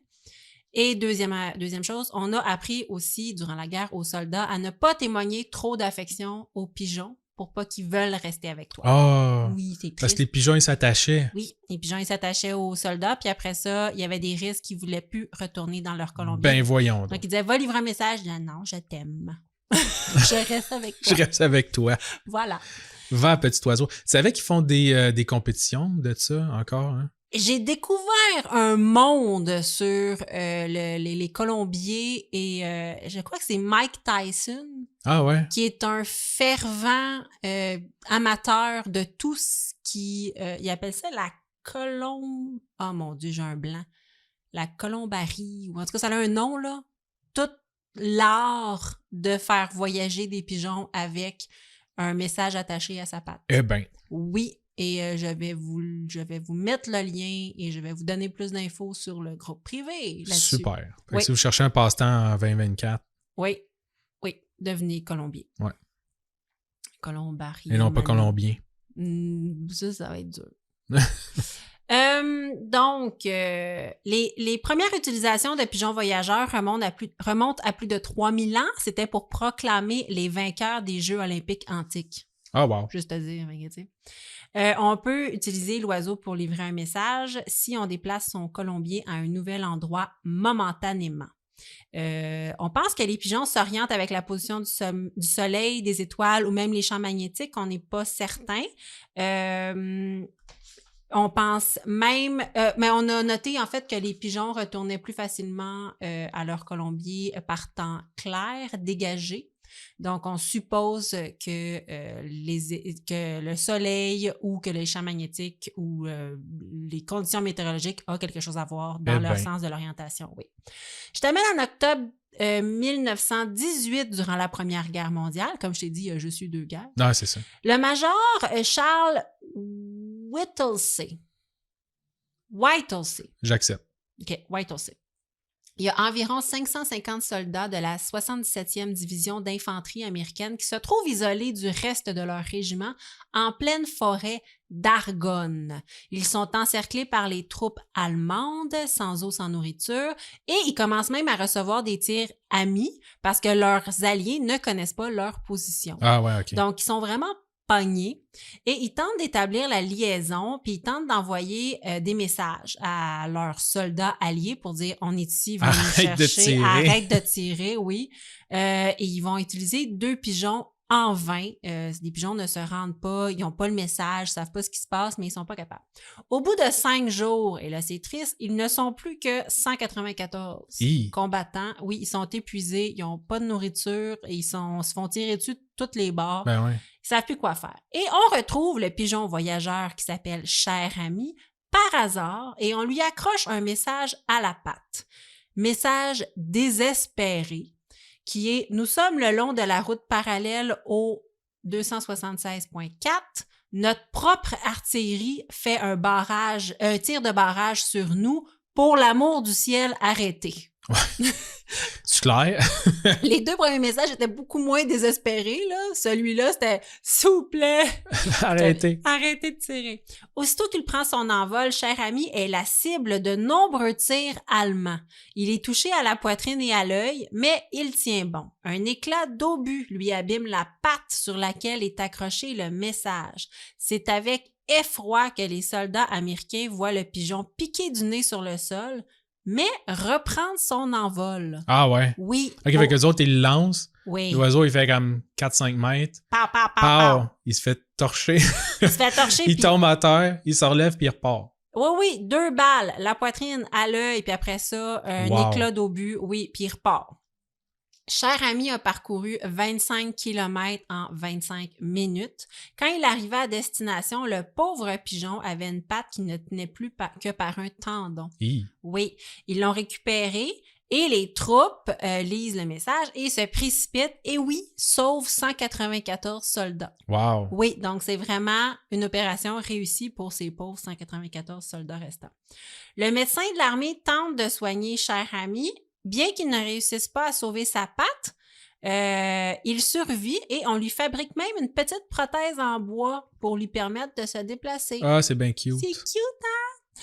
Il sera décoré de la Croix de guerre américaine, ses exploits ayant permis de sauver plusieurs vies. Et ensuite, il prendra une retraite bien méritée à Washington, où il sera envoyé en paquebot. Parce qu'il ne peut pas traverser l'océan, c'est un pigeon. Au moins, ils n'ont pas laissé traverser tout ça. Va, Cher Ami. Donc, Cher Ami décédera le 13 juin 1919 de sa belle mort. Il sera naturalisé, les récits empaillés, et on le conservera à Smithsonian Institution aux États-Unis. Et en 1936, on a fait un monument commémoratif qui fut dédié aux 20 000 pigeons morts pour la patrie. Wow! Yes! C'était l'histoire de Cher Ami médaillé d'or. Est-ce que t'en as une, toi? Une croix de guerre américaine? Ouais! Sur un animal. OK, oui, mais je veux dire toi, Nicolas. Ah, moi, non. Non. Ben non. Ben, le pigeon, oui. Ouais. Juste à dire. Fait que... Allez, bosse ça, Nicolas. Parce bosse que je te rappelle que c'est un combat des crimes. C'est vrai. Ouais. Là, on va rappeler au monde, il faut aller voter après. Oui, il faut aller voter. Fait qu'écoutez, là. Ouais. Écoutez. Si vous en rappelez pas, réécoutez l'émission. Puis rappelez-vous que c'est moi qui fais tous les jobs sur les réseaux sociaux. Puis qui... Essaye pas de choisir têter des votes. thèmes. Ben, c'est un peu ça que je fais, Nicolas. Bon. Continue. Fait que es-tu prêt pour un autre animal? Vas-y, un autre animal. Parce que là, on est sur une lancée. Vas-y. Là, elle a fait une petite intro, là, à dire, tu sais, quand on pense à héros de guerre, on imagine plus un style Rambo, mais là, on parle juste d'animaux depuis le début, fait que... Puis, cher ami, il y a une médaille, fait que... Ouais, c'est ça. ton intro cheesy. OK. Moi, je vais te parler de Stubby, un petit Boston terrier. Un chien! Ouais, un petit J'adore chien. les chiens. J'entends le mien ronfler, en plus. Si jamais vous entendez quelque chose ronfler, c'est mon chien. Ouais. Vas-y. Comment il s'appelle? Stubby. Stubby. Ouais. Stubby, c'était pas un chien entraîné par l'armée. Ah non? Non, il y avait beaucoup de chiens dans l'armée, tu sais. Souvent, pense un peu aux chiens de policiers, là, tu sais, des bergers allemands, des affaires de même. Oui. Ils sont entraînés pour, tu sais, dépister des mines, des affaires comme ça. Mais lui, c'était un petit chien errant. OK? Oh. Fait que en 1917, il va y avoir un soldat américain qui va se lier d'amitié avec ce petit chien à son camp d'entraînement aux États-Unis. Fait que c'est un chien qui traînait là. Puis c'était devenu un peu la mascotte du 102e infanterie qui vont le baptiser Stubby. Cute. Ouais. Durant les semaines de camp, il va remonter le moral aux troupes. Ben, Fait que, c'est sûr. il est là, il est le fun, puis il joue avec le monde, puis tout le monde l'aime, puis il est accepté dans le camp. Oui, honnêtement, la zoothérapie, ça fait de la magie. Ouais. Moi, je crois à ça, là. Donc, c'est ça. Je comprends les pauvres soldats loin de leur famille, loin de tout, qui sont comme un peu de réconfort. Tu sais, quelque chose qui te met le sourire d'en face. Là. Ouais, c'est ça. Tu pitches la balle 3-4 fois, puis il me semble que ta journée est meilleure. Ouais. Ouais. Donc, lorsqu'ils vont être envoyés en France, lorsque le régiment va être envoyé, dans le fond, les soldats ils vont l'embarquer en cachette à bord du navire qui va traverser l'Atlantique. Même chose lorsqu'il va débarquer l'autre bord de l'océan. Il va falloir qu'il le smuggle out, là, qu'il le sorte en cachette pour pas qu'il se fasse voir. Le commandant en chef n'est pas très content finalement de voir le petit chien, mais ils vont lui donner un passe-droit. L'histoire dit après que le chien ait fait un salut au commandant. Parce qu'ils l'ont entraîné à faire un salut de l'armée. Fait que là, quand le monde arrivait à côté de lui, il faisait un salut, puis lui, il faisait un salut. Fait que là, ils ont pas. Le commandant, il a pas eu le cœur. Ouais, le commandant, il a dit c'est beau, vous pouvez le garder votre chien. Faut pas oublier que les soldats, là, surtout durant la Première Guerre mondiale, c'était des kids. Hein? Ouais. Ils étaient pas vieux, là. Non. Fait que c'est ça. Fait que je me dis. Ça devait être réconfortant pour ces grands enfants-là, ces adolescents-là, d'avoir, c'est ça. Puis, il me semble de voir la gang de boys qui font comme « Ah, on va y apprendre à faire un salut. » Fait que comme ça, le commandant, tu sais, il voudra pas ouais, c'est ça. Faire du mal. Ah, c'est cute. Puis, ils ont bien du temps à passer avec. Hein? Oui. Fait que, tu sais, il apprend toutes sortes de trucs. Tout à fait. Donc, ils vont aller au front avec le chien. Malheureusement, peu de temps après, Stubby va être blessé lors d'une attaque au gaz moutarde. Okay. On va l'emporter rapidement à l'hôpital où il va recevoir des soins et bientôt il va être remis sur ses 4 pattes. Cute. Mais maintenant, en plus d'offrir du réconfort aux soldats, il va être devenu très sensible à l'odeur des gaz moutarde, puis il va être capable de prévenir les soldats avant même qu'une attaque arrive. Fait que lui, il était capable de sentir ça, il va japper, puis ça permettait aux soldats, dans le fond, d'enfiler leur masque avant même que les grenades fumigène ou whatever tombe. Wow! T'sais. Ouais. On va même concevoir un petit masque à gaz spécial pour Stubby pour pouvoir lui enfiler le masque puis pour pas qu'il y ait de problème s'il y a d'autres attaques. C'est bien cute. Dans les tranchées. Fait que oui, la Première Guerre, c'était une guerre de tranchées. Hein. Ce qui veut dire que les deux armées étaient souvent en tranchées. chacun de leur côté, puis avec le No Man's Land dans le milieu, comme j'expliquais tantôt. Entre deux attaques, Stubby sortait souvent aussi des tranchées pour aller retrouver les soldats blessés, justement, dans le No Man's Land, ceux qui étaient encore vivants. Puis il va souvent aller les repérer puis rester à côté d'eux en aboyant jusqu'à temps que quelqu'un soit capable de venir le récupérer puis le sauver. Wow! Fait qu'il était capable d'aller identifier ceux qui étaient encore vivants dans le milieu, tu sais, blessés probablement. Puis comme ça, on était capable d'aller les chercher. Plus rapidement. Les retirer, puis les ramener dans notre camp. Mon Dieu, faut que tu sois fin avec le chien pour qu'il passe à côté de... Si jamais t'es blessé, qu'il passe pas à côté de toi puis qu'il t'ignore. Ouais, c'est ça. Ou que tu traînes un peu de jerky dans tes poches, tu sais, oui, c'est ça. Exact. Faut toujours se faire tirer avec un peu de jerky dans les poches. Stubby aurait même prévenu une attaque nocturne aussi, en prévenant l'infanterie, lorsque des soldats ennemis ont tenté de s'introduire dans une des tranchées américaines durant la nuit. C'est sûr, ça s'est mis à japper, puis ouais. Wow! À son retour après la guerre, Stubby va se faire offrir plusieurs médailles de bravoure, justement. Il va être devenu la mascotte de l'université de Georgetown après que son maître soit le maître principal, là, celui qui avait adopté le chien, va s'inscrire pour des études en droit et va devenir la mascotte de l'université. Va finalement mourir de sa belle mort durant son sommeil le 16 mars 1926. Certains journaux comme le New York Times vont lui offrir un obituaire d'une demi-page de long. Ah, c'est beau. Ouais. Il va être finalement empaillé et fait partie de la collection permanente du Smithsonian à Washington. Ah, la même place que mon pigeon. Ouais, c'est le musée de la civilisation, je pense. C'est dégueulasse! C'est plein d'animaux empaillés. Oui, mais... Excusez, c'est un éditorial. C'est entre ça et une momie... Ben ça aussi, c'est dégueulasse. Oui. Ah, je capote. Moi, un animal empaillé, je comprends pas. S'il est mort, il est mort. Mais ils ont l'air tout weird. Excuse-moi, ouais. c'est... Mais bref, c'est pas mal ça. Il y a plusieurs livres qui ont été écrits sur le cas, puis il y a même un film animé aussi. Ah ouais? Ouais, à la Pixar, là, je sais pas trop. Plus indépendant, là, qui a été fait sur le sujet.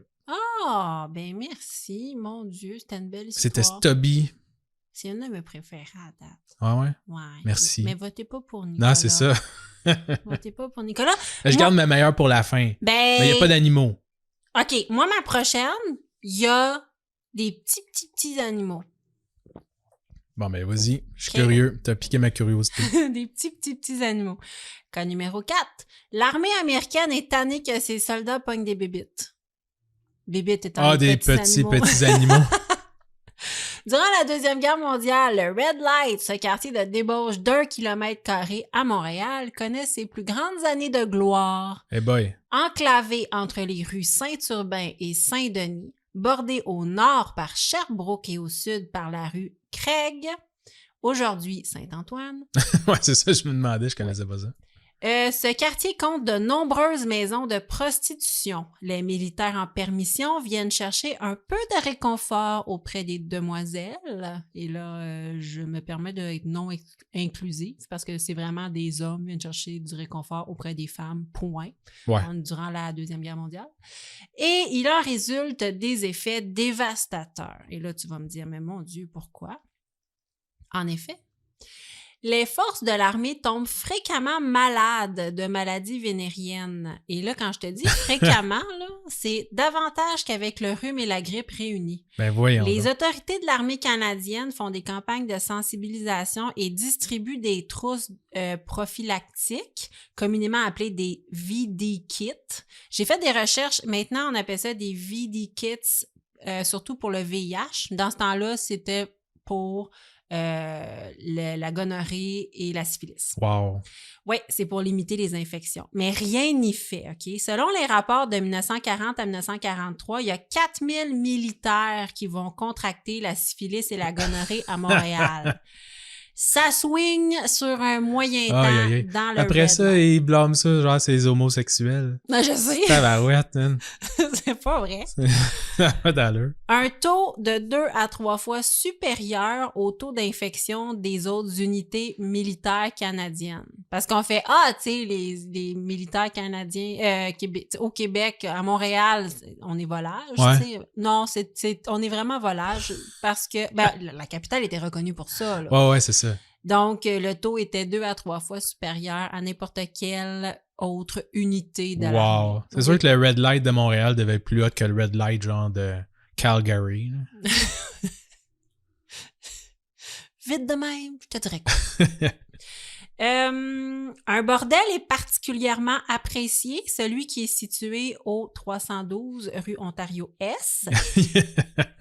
Il y a une bonne variété de syphilis. Exactement, c'est ça, il y a plusieurs variétés. Est en demande. Le bordel est tenu par le Français Marcel Dupré, qu'on l'appelle Marcel les Dents en or, et c'est le bordel le plus connu et le plus réputé de Montréal entre 1940 et 1950, où l'on emploie 75 à 80 filles pour distraire les gentlemen. Mais c'est pas une madame. Je pensais que c'était tout le temps rené par des madames. Il y en avait beaucoup. J'ai lu là-dessus. Il y en avait beaucoup, mais là, c'était Marcel les Dents. C'était un pimp avec des dents d'or. Yes. Ouais, on n'a rien inventé, hein. OK, no. Lorsqu'une descente est annoncée au 312 rue Ontario, il y a une porte cachée dans une garde-robe qui permet de se sauver à l'appartement adjacent au 310. OK. Et personne ne se fait pogner. Donc, le bordel perdure et encore. Dans l'ouvrage Québec insolite, qui a été écrit par Sylvain Daigneault, on y voit une affiche publicitaire de mise en garde contre les maladies vénériennes où les autorités tentent, en vain, de raisonner les soldats avec une image d'une femme qui a une tête de squelette, mais des gros totons. Super bizarre. Wow. Oui, et ça dit « Tenez-vous à l'écart, évitez les maisons closes et le racolage. Il constitue un danger pour votre santé. Il vous enlève votre argent et vous donne la maladie vénérienne. » Je vais vous mettre ça sur le groupe privé. Vous allez capoter. Mais ça non plus, tu sais, on n'apprend pas, hein. Ça avait pas l'air de marcher trop, là, leur campagne publicitaire. Là. Puis là, à cette heure, ils mettent genre des photos sur des paquets de cigarettes. Ouais. Ça marche pas, là. Non, je crois que l'humain moyen a de la misère à projeter. Des fois, il y a vraiment une espèce de mentalité de « ouais, mais tu sais, ça m'arrivera pas ». Ouais. Mais en même temps, tu sais, ça change quoi avoir la syphilis si tu vas crever dans un bateau l'autre bord de l'océan? Là. Ah oui, mais c'est des années de désespoir. Ah ouais. Tu sais, ces hommes-là étaient brisés par la guerre. Là. Tu leur dis « ouais, ça se peut que ça te chauffe un peu. » So what? C'est le moindre de ses soucis. Exactement, là, tu sais. Bref, en janvier 1944, le major général Ernest Renault va servir un ultimatum à la ville de Montréal. Si le Red Light n'est pas fermé, les troupes ne débarqueront plus à Montréal. Et ça serait une catastrophe pour l'économie parce que oui, ils consomment des filles malheureusement, mais ils consomment de la boisson, les restaurants, les hôtels et tout. Ben oui. Ça serait vraiment mauvais pour l'économie. Et là, coup de théâtre, en 48 heures, la plupart des bordels de Montréal vont être fermés. Ah ben. Eh oui. Mais l'histoire du Red Light est plus complexe que ça. Là. Je vous encourage fortement à écouter l'excellent épisode de Un peu de crime dans ton café, un podcast qu'on adore, qui est avec nous au live au Théâtre Sainte-Catherine. Les deux filles d'Un peu de crime dans ton café, épisode 26. Ils ont fait un merveilleux épisode sur Pacifique Plante et la commission Caron. Ils expliquent vraiment bien le Red Light et Catherine et Audrey, ils ont vraiment des talents pour les cas historiques, là. Je sais que c'est pas mal le dada de Catherine, donc vous allez voir, là, c'est vraiment bon, allez voir ça. Pour terminer, qu'est-ce qu'on retrouve aujourd'hui au 312 rue Ontario-Est? Une caserne d'armée, je sais pas. Le Bordel Comedy Club. Ah! C'est bien drôle. Oui, c'est pour ça. Donc, c'est ce club pour le rodage des spectacles d'humour qui a été ouvert par des humoristes québécois. Comme quoi, parfois, l'histoire et l'ère moderne se rejoignent. Ben oui. Oui, c'est pour ça que ça s'appelle le Bordel. Ouais, c'est ça, probablement. Oui, ben oui. À moi, ce soit une fabuleuse coïncidence. Et c'était mon Ils ont pigé des lettres au hasard. Oui, exact. Peut-être. Peut-être. C'est ton dernier? Ouais, c'est mon dernier cas. Faudrait que je passe à travers. Là. Ça, j'ai fait. Ah, c'est mon dernier. Ton dernier cas? Ouais. Oh. Toi aussi, ça va être ton dernier après. Moi, c'est mon dernier après ça. Ouais. OK, vas-y. J'ai gardé mon meilleur pour la fin. Mais vas-y. C'est reconnu comme étant une des histoires les plus rocambolesques ou abracadabrantes de la Deuxième Guerre mondiale. La Deuxième Guerre mondiale. Ouais. Fait qu'on est à la fin de la Deuxième Guerre. Okay? Fin. C'est après que Hitler ait rendu l'âme dans son bunker. OK.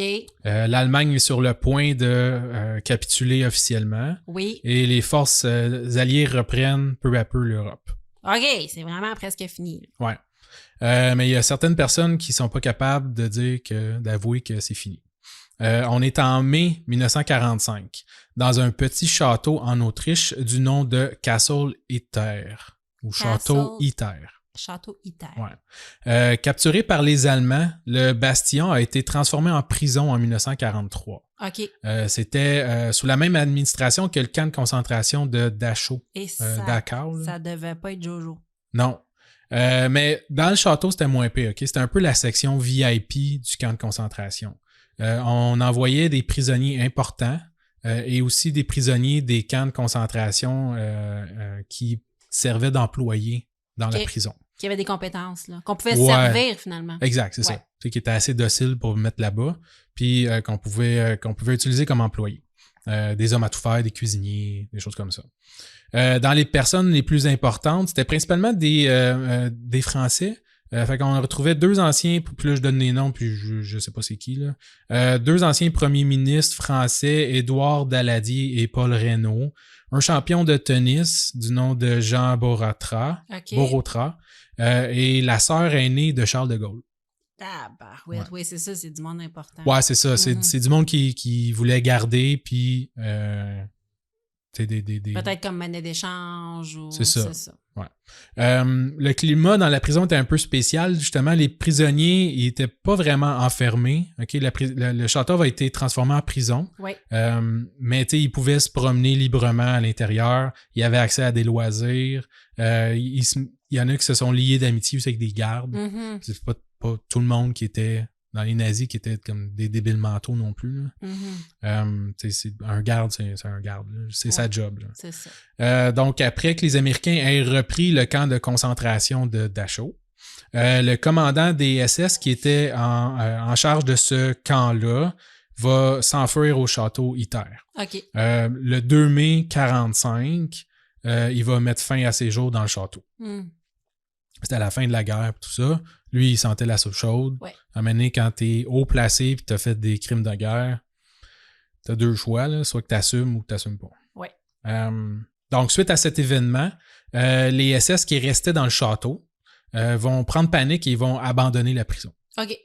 Fait que les prisonniers vont se retrouver un peu seuls, avec quelques gardes nazis aussi qui étaient restés là. Mais qui n'avaient plus trop la fibre nationaliste. Là. Ils attendaient eux autres qu'on vienne les chercher et que ça finisse. Oui, mais il y a beaucoup excuse de parenthèse, il y a beaucoup de camps de concentration qui ont fini comme ça. Moi, j'ai lu beaucoup.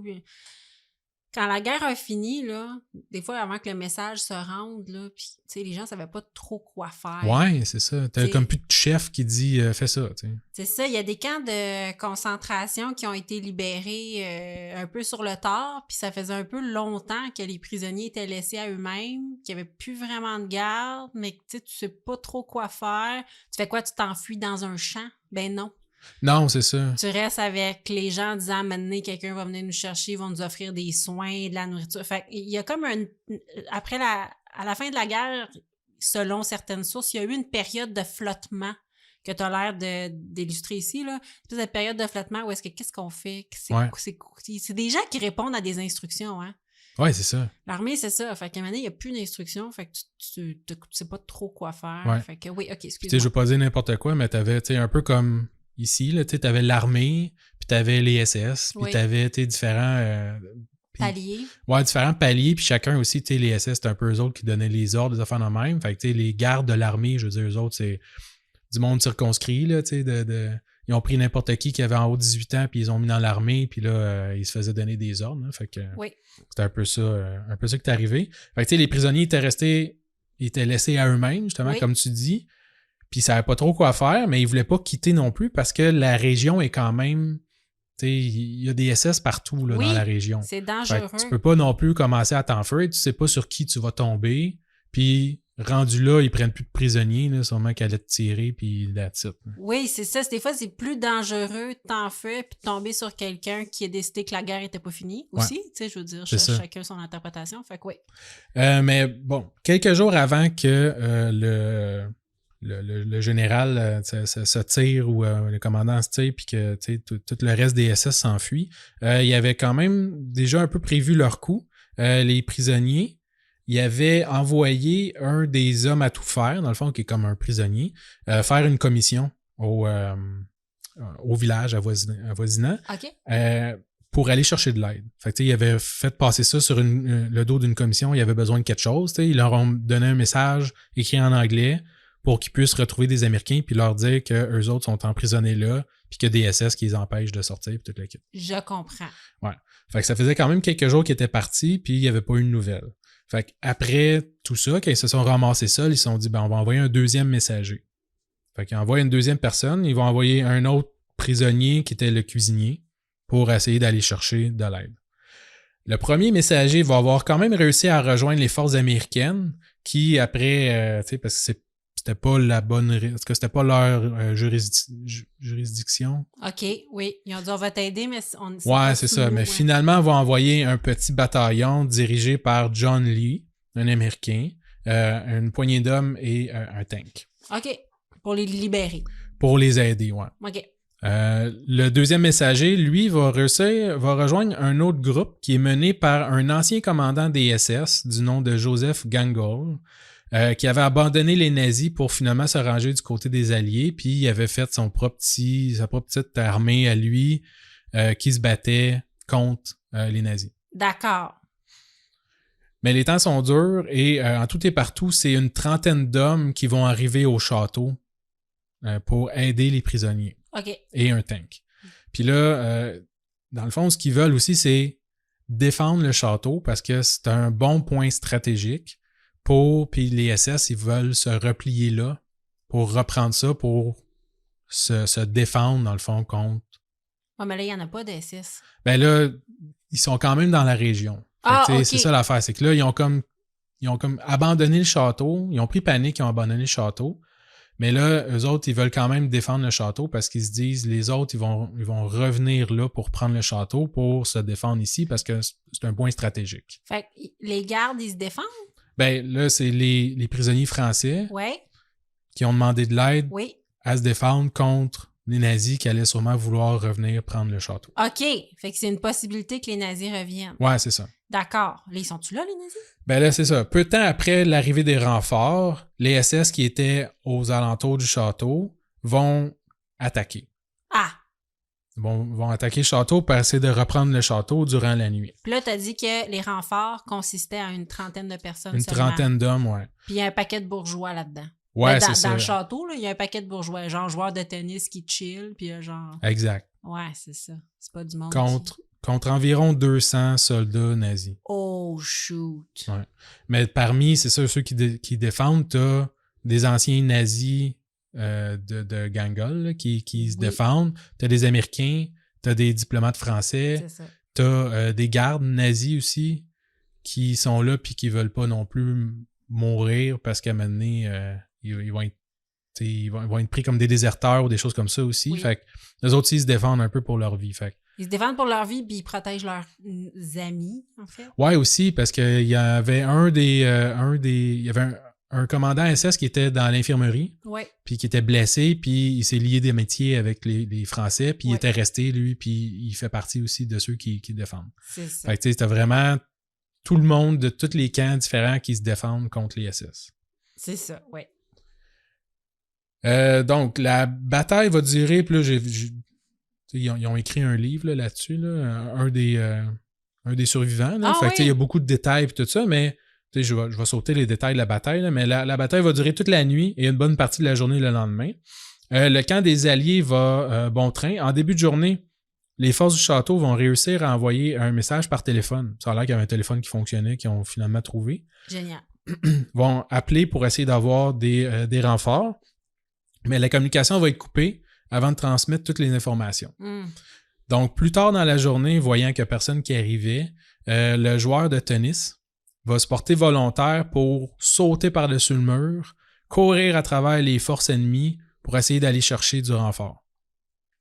Et c'est ce qu'il va faire. Il va rejoindre un village occupé par les Américains non loin de là. Et là, qui était sur place pour reconnaître, parce que c'est tous des Américains, puis ça c'est un Français. Oui. Puis là, il y avait quelqu'un de spécial qui était dans ce village-là et qui a reconnu le joueur de tennis. C'est qui? Et tu devineras jamais c'est qui. C'est Tipoil. René Lévesque,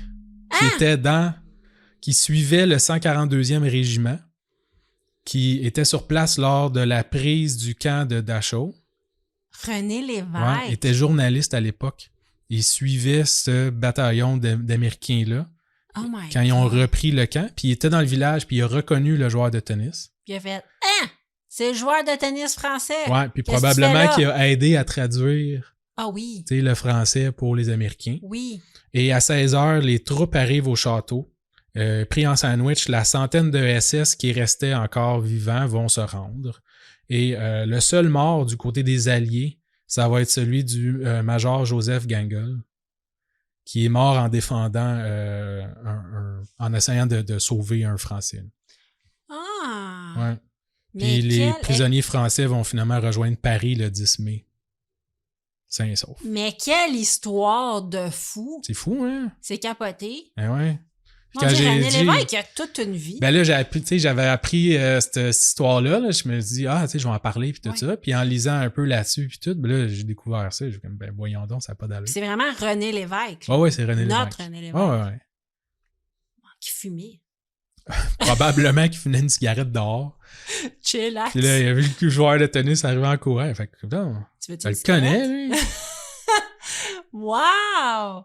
Hey, c'est une excellente histoire! Merci. C'était ma dernière, j'ai gardé pour la fin. Ah, bon, mais là, il faut essayer. Puis il n'y a même pas d'animaux dans cette histoire. C'est vrai qu'il n'y a pas d'animaux dans cette histoire. Comment tu t'es senti? Un peu plus sérieux. Oui, un peu plus sérieux. Dernier cas pour moi. Je te parle du pire espion de l'histoire des espions depuis que les espions existent. Oh boy! Oui. Je te présente Alfred Waldemar von Janowski. OK, c'est un Allemand qui a immigré au Canada en 1930. OK. Puis, cependant, un peu avant la Deuxième Guerre mondiale, il retourne en Allemagne parce que, je sais pas si tu t'en rappelles, on internait les Allemands et les étrangers dans des camps. À l'île Sainte-Hélène? Un peu partout. Donc, lui, il a fait « I'm out of this shit » quand la guerre a pogné et je comprends, j'aurais fait pareil. Bref, il revient au Canada quelques années plus tard, en 1942, avec une mission très précise, soit de prendre contact avec le chef des fascistes canadiens qui s'appelle Adrien Arcan. Eh bien, oui. C'est un ancêtre de Paul Arcan. Écoute, je pense non. Je sais, peut-être Marc Arcan, par exemple. Peut-être. Dans Série Noire. Donc, en 1942, il revient. Et donc, nous sommes le 9 novembre 1942 et Alfred débarque d'un sous-marin allemand U-518 à 6 km et demi de New Carlin, en Gaspésie. OK, fait que lui, il arrive en sous-marin. Il arrive en sous-marin. Comme tout bon touriste allemand, là. Ben, c'est-à-dire que là, c'est un espion. Fait que oui, là, mais... Ouais. Fait que là, le sous-marin, il émerge et lui, il sort du sous-marin. Puis il fait comme bonjour, puis là, il se présente aux douanes, puis il donne son passeport. Non, c'est ça. La première chose... Attends, check bien. Il y a un plan. Il veut faire dodo à l'hôtel de New Carlin, en Gaspésie, et le lendemain, prendre le train pour Montréal pour aller voir Adrien Arcan. Il veut prendre contact avec le chef des fascistes parce que, guess what, il sait des bros, hein? Ben oui. La première chose qu'il fait est super intelligente. D'après moi, c'est pas son idée, là, parce que c'est wise. Il enterre une petite valise sur la plage qui contient un uniforme de la marine allemande. Comme ça, s'il est repéré, il va dire qu'il est un déserteur de la marine allemande. OK. Fait qu'il se dit un super plan. Infaillible. Son nom d'emprunt, c'est William Renton. OK? Il veut loger dans un hôtel de New Carlin, comme je t'ai dit. Puis après ça, il veut prendre le train. Parce qu'il va aller voir le chef fasciste montréalais et faire des plans fascistes. C'est ça que j'ai écrit. Je suppose. Ah oui. Pour parler... Ils se frottent les mains, ils font... Exactement. Parler fascisterie. Il arrive donc à l'hôtel New Carlyle avec 2 valises, puis il rencontre Early Annett Jr., c'est le fils du propriétaire de l'hôtel, puis il demande une chambre. Early, il est comme surpris de voir un étranger dans son hôtel parce qu'on n'est pas en saison touristique, pas pantoute. Puis il lui demande, parce que le monde sont bien fins en Gaspésie, de où est-ce que tu viens? Parce que même aujourd'hui, tu arrives en Gaspésie, puis...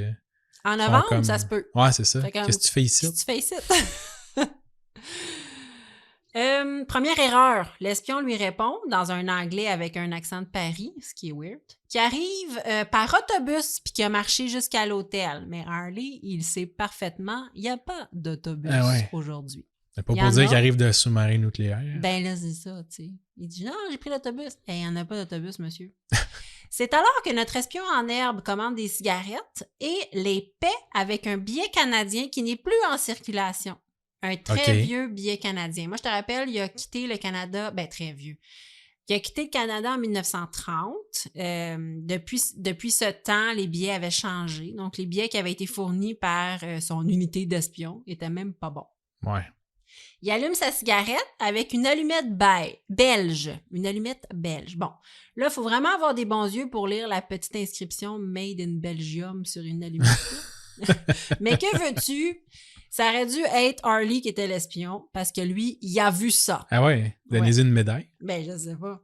Discrètement, Harley, le fils du propriétaire, appelle les autorités provinciales pour leur dire que son nouveau pensionnaire est très sauce.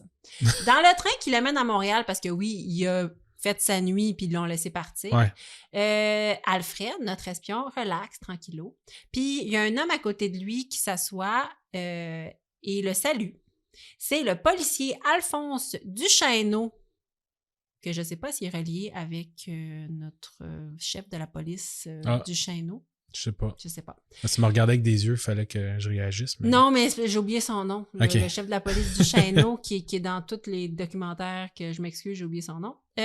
Donc, le chef, le policier, s'assoit à côté de lui et le questionne. Alfred, notre espion extraordinaire, après avoir inventé une histoire dans laquelle il est un photographe reconnu, finalement capitule, écoute, il n'a pas fait long feu, et avoue être un espion. Je m'excuse, je suis un espion. C'était trop compliqué. Vraiment. Je suis plus capable. C'est ça. Il a dit, t'es quoi un photographe? T'es-tu sûr? Non, je suis un espion. Et dès qu'on lui demande d'ouvrir ses bagages, il se met à broyer, il est un espion. Rapidement, dans ses bagages... On découvre le kit du petit espion 101. Des jumelles. Oui. Un puissant radioémetteur. Eh ben. Un pistolet. Un coup de poing américain. 5 000 $ en vieux billets puis des pièces d'or. Toute loose dans la valise. Cling. Exact. Alfred, pas tenace pour 2 scènes, avoue rapidement qu'il souhaite rencontrer le chef fasciste montréalais Adrien Arcan. Décidément, c'est sa 74e erreur, parce que Adrien Arcan et les autres dirigeants fascistes du club fasciste de Montréal. C'est comme les chevaliers de colomb. Exact. Ils sont tous internés depuis 1940. Ils sont tous en prison. Fait que lui, il a tout fait ça pour rien, là. Lui, les services d'intelligence de son pays, là, sont lents, là. Sont lents. Moi, je pense que c'était son initiation. Ah, ça se peut. Ils trouvaient trop cave. Ils ont dit, va là-bas avec tes vieux billets de banque et cette valise pleine de points américains. Oui, et va chercher un gars qui est en prison depuis 2 ans. Bye! Wow! Peut-être juste un gars, genre, un peu schizophrène, là, qui se passait... Peut-être. Tabarouette. Écoute, il est vraiment pas bon. On a su plus tard, ou il a été réfléchi plus tard, que la véritable raison de la mission d'Alfred aurait été possiblement de trouver des informations sur un nouveau modèle de bombardier qui était fabriqué au Canada. Fait que rencontrer Adrien Arcan était peut-être un prétexte. Ceci étant dit, il était pas très tenace, fait que d'après moi, il a dit la vérité, pauvre lui. Mais bon. Les autorités ont voulu en faire un agent double en se disant, écoute, il est vraiment pas bon. Tu es malade? Il va se faire pogner tout de suite. Mais non, finalement, il a dû être déporté en Angleterre puis il a été emprisonné jusqu'à la fin de la guerre et en tout et partout, sa mission en sol canadien aura duré 12 heures. Wow! Oui. Il est arrivé, il a pris une chambre, il est reparti, ils l'ont pogné. Il était très pas bon. Des grosses vacances. Écoute, je n'ai pas toutes les compétences, mais si un jour je suis une espionne, j'espère que je serai meilleure que Alfred. Je sais pas, il partait de où en sous-marin, mais d'après moi, ça a pris plus de temps à faire le voyage. Oui, c'est sûr. Il paraît qu'ils ont cherché vraiment longtemps le sous-marin, ils l'ont jamais trouvé. Ça, je trouve ça un peu spécial. Ouais, mais ça se peut. Fait que... Eh ben, écoute, c'était mon dernier cas. Pas brillant. Oui. On va vous inviter dans quelques jours à voter pour votre cas préféré sur notre groupe privé Facebook. Allez faire une demande si vous n'avez pas fait de demande. On a bien du fun sur notre groupe. Et pour terminer, je voulais vous dire aussi qu'on vous oublie pas. On a atteint le 200 membres sur notre groupe Facebook. Ceci étant dit, ça fait un petit bout. Là, c'était le temps des fêtes. On est même presque à 300 membres. Et on va vous faire une danse / challenge dans les prochains jours. Ouais, là, il reste quelques jours là, de congé du temps des fêtes. Là, fait qu'on on va se mettre là-dessus. T'as-tu tes chaussons de danse? Non. Est-ce que tu veux te taper sa gueule avec un rap? Oui. On pourrait... Ça sonne kinky? On va trouver qu'est-ce qui est encore à la mode. Là. Je sais pas si c'est encore... Je sais pas. Moi, tout ça, je trouve ça drôle. Ah ouais. J'ai demandé des suggestions aussi sur le groupe. On en a eu quelques-unes. Ah ouais? Bon, ouais, OK. Je vais te montrer ça. On va faire ça. On va trouver quelque chose qui a bien... On va trouver quelque chose. On vous avait dit qu'on faisait un défi. On va en faire un. Ouais. On va vous mettre ça sur les réseaux sociaux. En finissant, on vous embrasse. Merci d'avoir été avec nous pour cette première saison de Crime Tonic. Ouais, on se revoit à la deuxième. À la deuxième saison. On prend une petite pause et on vous revient en forme pour une deuxième saison. Et on vous laisse avec le dernier mot de la fin de l'année. Oui. Si vous faites le mal, faites-le bien. Au revoir. Ciao!